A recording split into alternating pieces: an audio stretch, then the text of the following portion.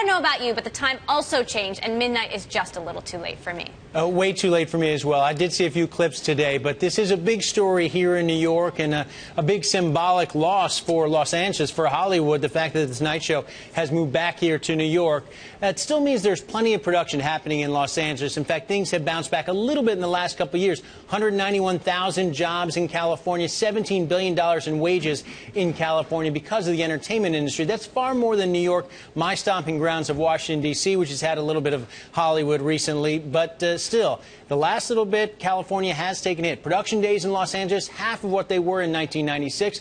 Total entertainment employment down 6.6% since 2007, at least in the county of Los Angeles. And L.A.'s mayor pushing the government and the governor and the legislature there to at least double the current $100 million a year in tax breaks that the state awards to the industry. That is well below that $100 million level, well below what you see here in New York, $420 million, $229 million a year in Los Angeles. That's a big reason why a lot of those productions have moved on to other places outside of Hollywood, and the tax breaks making a big difference in luring the Tonight Show as well.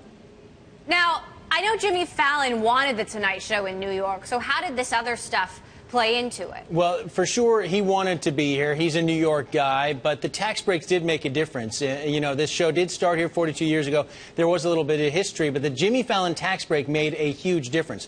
30% tax credit offered by the state of New York. The requirements for any show that qualified, you have to have a live studio audience of 200 people. Of course, that fits with the Tonight Show. It also had to be a talk show. There needed to be a $30 million production budget, and it needed to have been filmed outside of New York for the last 5 years. Just about the only show that qualifies right now would be the Tonight Show. So it was tailored specifically to lure the Tonight Show here, and the Hollywood Reporter estimates that those tax breaks saving NBC perhaps more than $20 million a year. So even though production costs here, Emily, may be more than they were in Hollywood, the fact they've got those tax breaks making it cost effective to be here in New York.